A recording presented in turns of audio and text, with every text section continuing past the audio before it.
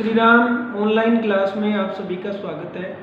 11वीं विषय के लिए 11वीं जो है कक्षा में हिंदी विषय के लिए आज का विषय है कविता। हमारी पहली कविता पढ़ रहे हैं और जो है लिखी है कबीर दास ने। पहला पद आदि कविता हमने पढ़ लिया, आज इसका दूसरा भाग पढ़ेंगे। तो क्या बताए इसमें, देखो कबीरदास कहते हैं कि संतो देखत जग बोराना। संतो हे संतजन, हे भक्त जनों आप देखो जग, जग का मतलब संसार, बोराना पागल हो गया है। तो कवि क्या कहता है कि हे संतजन आप देखें ये समस्त संसार जो है वो ऐसे लगता है जैसे पागल हो गया है। साँच कहो तो मारन धावे, झूठे जग पतियाना। साँच का मतलब सच्चा, मारन मारने के लिए, धावे धावे का मतलब दौड़ना, झूठे झूठा, जग संसार, पतियाना विश्वास करता है। और कहते हैं संसार के लोगों को अगर सच्ची बात कहें तो मारने के लिए दौड़ते हैं, अर्थात वो विश्वास नहीं करते और हमें ये बोलेंगे कि ये झूठ बोल रहा है और उसको जो है मारने के लिए दौड़ते हैं। झूठे जग पतियाना, झूठी बात अगर कहें तो संसार बड़ी सरलता से उस पर विश्वास कर लेता है। तो महान कवि हिंदी साहित्य के, मैं कहूँगा महान संत और उससे भी बढ़ करके एक महान समाज सुधारक कबीरदास जो है वो कहते हैं कि ये संसार जो है वो पागल हो गया है और अगर हम इन लोगों को सच्ची बात कहते हैं तो वो मुझे मारने के लिए दौड़ते हैं और अगर झूठी बात कहता हूँ तो बड़ी आसानी से विश्वास कर लेते हैं। इसी प्रकार कहते हैं नेमी देखा धर्मी देखा प्रात करे स्नाना। नेमी का मतलब नियम का पालन करने वाला, धर्मी का मतलब धर्म के अनुसार चलने वाला। प्रातः, प्रात का मतलब प्रातः, प्रातः काल, जल्दी, करे करता है, स्नाना स्नान। कहते हैं मैंने इस जो है हिंदू और मुस्लिम दोनों धर्मों के लोगों को देखा है, वो जो है नियमों का पालन करते हैं, धर्म के अनुसार चलते हैं और सुबह उठ करके स्नान भी करते हैं। फिर बताया कि आत्म मारी पखाने पूजे। आत्म का मतलब आत्मा या परमात्मा, यानी ये कवि के कहने का भावार्थ है, कबीरदास के कहने का भावार्थ है कि आत्मा हमारे अंदर विराजमान है, वो कहीं दूर नहीं है। तो कहता है उस जो है आत्म मारी पखाने, पखाने का मतलब होता है पत्थर, पूजे पूजना, उनमें कछु नहीं ज्ञाना। कछु का मतलब कुछ भी नहीं है, ज्ञाना ज्ञान। कहते हैं ये लोग जो है क्या करते हैं, आत्मा को मार करके और जो है आत्मा को अपने जो खुद का परमात्मा का ज्ञान है उसके बारे में जानकारी नहीं प्राप्त करते, बल्कि पत्थरों को पूज रहे हैं, उन्हें किसी प्रकार का कोई ज्ञान नहीं है। फिर कहते हैं बहुतक देखा पीर ओलिया। बहुतक बहुत ज्यादा, पीर ओलिया। पीर ओलिया जो है ये मुसलमानों के अंदर, मुस्लिम जो धर्म है उसमें बड़े बड़े जो पीर होते हैं उनको पीर या ओलिया के नाम से पुकारा जाता है। तो कहते हैं कि मैंने ऐसे बहुत पीर और ओलिया को देखा है। तो ये जो कबीरदास थे वो हिंदू और मुस्लिम दोनों धर्मों में समान जो है पूज्य थे, दोनों धर्म समान इनको मानते हैं और दोनों धर्मों में जो भी बुराइयां थी, जो भी कट्टरता थी, उनका इन्होंने स्पष्ट शब्दों में खंडन किया है। क्या बताया, देखो मुस्लिम धर्म को जो है पहले ये कह रहे हैं कि मैंने बड़े बड़े जो पीर और ओलिया को देखा है, वो क्या करते हैं, पढ़े किताब कुराना। किताब, किताब का मतलब किताब कुराना, उनकी जो पवित्र कुरान की किताब है। तो कहते हैं बहुत सारे ऐसे पीर ओलियों को देखा है, वो पवित्र किताब को पढ़ते हैं और पढ़ करके वो बताते हैं कि हम बड़े ज्ञानी हैं, बड़े महान हैं। के मुरीद तदबीर बतावे उनमें हुए जो ज्ञाना।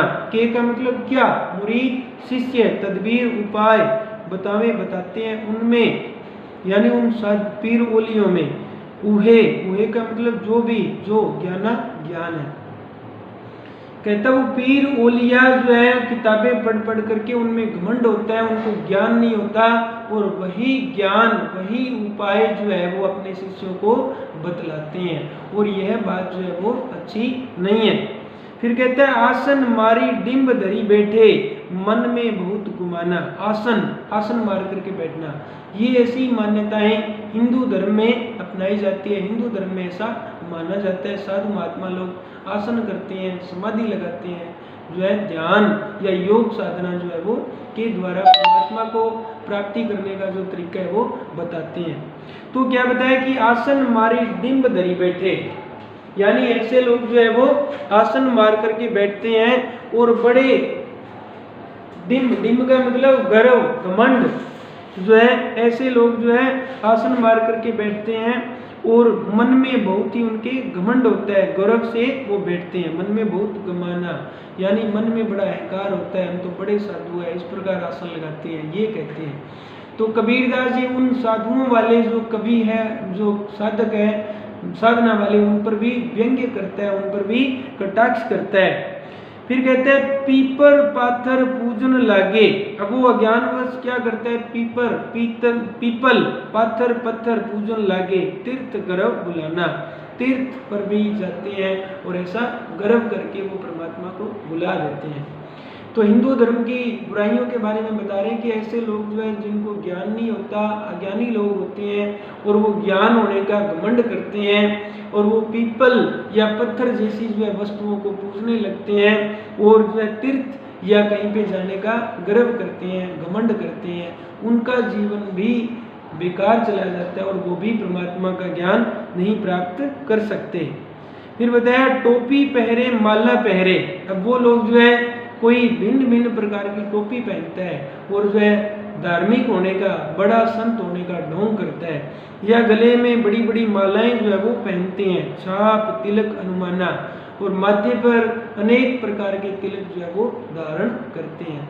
तो इस प्रकार के जो बाहरी दिखावा है, बाहरी जो आडंबर है, उन सभी का कबीरदास ने विरोध किया है कि जो इस प्रकार का जो है बाहरी दिखावा है, अंदर में पता नहीं उनको क्या है, कैसा ज्ञान है कि नहीं है, परंतु जो इस प्रकार का बाहरी दिखावा है वो पूरी तरह से गलत है। कहता है साखी शब्दी गावत भूले आत्म खबरी न जाना। इस प्रकार वो साखी शब्द यानी भजन और उपदेशों को जो है वो गाते हैं, परंतु आत्म खबरी यानी खुद के हृदय में जो परमात्मा है या आत्मा के बारे में उनको कोई ज्ञान नहीं है। फिर कहता है हिंदू कहे मोहि राम प्यारा, और हिंदू क्या कहता है, दोनों हिंदू और मुस्लिम आपस में लड़ रहे हैं। हिंदू कहता है कि मेरा राम जो है मुझे प्यारा लगता है या मेरा राम जो है वो बड़ा है। तुर्क कहे रहीमाना, तुर्क मुस्लिम कहे रहीमाना कि उनका रहीम जो है वो सबसे बड़ा है। तो इस बात में वो एक दूसरे को श्रेष्ठ साबित जो है करने की कोशिश करते हैं। फिर कहते हैं कि आपस में दो लरी लरी मुए, लरी लरी का मतलब लड़ लड़ करके मुए मर जाते हैं, मरम ज्ञान ने काहू जाना। इस प्रकार दोनों जो आपस में लड़ लड़ करके मर जाते हैं और दोनों ज्ञान को प्राप्त नहीं कर पाते, ऐसा कबीरदास कहते हैं। कबीरदास कहते हैं कि दोनों एक ही जो है उसी परमात्मा की संतान है, दोनों एक ही चीज है, दोनों में कोई फर्क नहीं है, परंतु सब जो है उसी परमात्मा के नाम पर एक दूसरे को सर्वश्रेष्ठ बताने के नाम पर जो है लड़ लड़ करके मर रहे हैं, जो कि बहुत ही गलत है। तो इस प्रकार ये बड़े महान साधक थे, महान संत कवि जो है समाज सुधारक थे। हिंदू मुस्लिम दोनों के अंदर जो भी बुराइयां थी, बिना किसी डर, बिना किसी व्यंग्य के जो है इन्होंने बिना किसी डर भय के इन्होंने जो है उनका खंडन किया। फिर कहते हैं कि घर घर मंत्र देत फिरते है महिमा के अभिमाना, महिमा यानी मान सम्मान, अभिमाना घमंड। तो ऐसे जो महापुरुष लोग हैं दोनों धर्मों में, वो बड़े घमंड से भरे हुए हैं, बड़े गर्व से भरे हुए हैं और घर घर जो है लोगों को मंत्र देते फिर रहे हैं, घर घर घूम रहे हैं, ये लो जी ये उपाय है, इससे आपका ये फायदा हो जाएगा, ये हो जाएगा, परंतु वास्तव में वैसा कुछ नहीं होता। गुरु के सहित शिष्य सब बूढ़े, गुरु के सहित यानी गुरु और सहित साथ में शिष्य, यानी शिष्य का मतलब क्या हुआ, उनके जो चेले हैं शिष्य सब सारे बूढ़े डूब जाएंगे, अंतकाल पछताना। कहता है अंतकाल अंतिम समय में पछताएंगे। तो कहते हैं कि ऐसे जो गुरु है वो स्वयं भी डूबेंगे और उनके साथ साथ उनके चेले जो है शिष्य वो भी डूब जाएंगे और अंत में उनके पास पछताने के सिवा कुछ नहीं बचेगा। डूबेंगे कैसे, क्योंकि वो सच्चे साधक नहीं है, वो भ्रम में है। तो ऐसे गुरु जो है खुद डूबेंगे और अपने शिष्य को भी डुबाएंगे और अंतकाल में पछताएंगे। कहे कबीर सुनो ओ संतो, ये सब भ्रम बुलाना। भ्रम का मतलब ये हमें भ्रम में जो है बुलाया गया है, धर्म के आधार पे जो है ये बहुत ही बड़ा भ्रम जो है वो है। और कहता है कि हमने इस भ्रम को बुलाना है, तभी हम जो है सच्चे ज्ञान की प्राप्ति कर सकेंगे। कहते हैं कैतिक कहो कहा नहीं माने। कैतिक का मतलब कितना भी इन लोगों को कहो ये कहना नहीं मानते। सहजे सहज समाना। कहते हैं कि उस परमात्मा को सहज साधना से, सहज प्रेम से या सहज भाव से उसको प्राप्त किया जा सकता है। कहते हैं जब तक हमारे मन में जो है सहजता नहीं आएगी, हम जो है मनुष्य जाति के लिए सहजता का धारण नहीं करेंगे, तब तक उस परमात्मा के बारे में हम जान नहीं सकते। कहते हैं कि जो है उस ईश्वर को प्रेम की साधना द्वारा सहज भक्ति से बड़ी आसानी से प्राप्त किया जा सकता है। तो विशेष क्या बना कि कबीर के निर्भीक, निर्भीक का मतलब वो डरते नहीं, अखड़ पूरी तरह से वो बिना किसी डरे, बिना रुके, अखड़ स्वभाव से जो है उसके व्यक्तित्व का पता चल रहा है। और दूसरा विशेष जो है इसका क्या, 3 विशेष जो है हमने देने होते हैं। 3 विशेष कम से कम जो इम्पोर्टेंट है, ज़्यादा लिखें तो और भी अच्छा है। परंतु दूसरा, इस पद के माध्यम से कबीर दास ने हिंदू और मुस्लिम दोनों धर्मों में व्याप्त भेदभाव का पूरी तरह से खंडन किया है। और तीसरा, सहज भक्ति पद्धति को ही ईश्वर की कृपा का आधार घोषित किया है।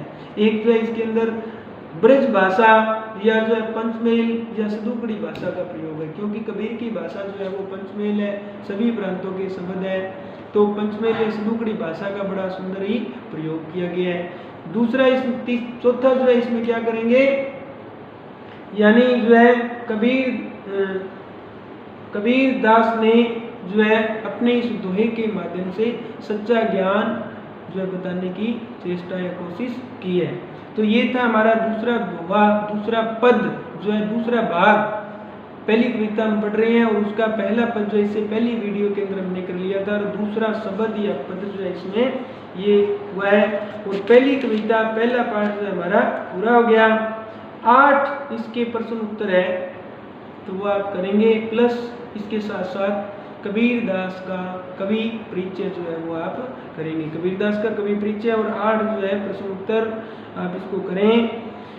और कहीं पे कोई किसी प्रकार की समस्या आए, कोई समझ में नहीं आया हो, तो मुझे इसको आप नेक्स्ट वीडियो इसमें आप बताएंगे, तो उसके बारे में हम अगली वीडियो के अंदर चर्चा करेंगे। आज के लिए बस इतना ही। धन्यवाद, नमस्कार।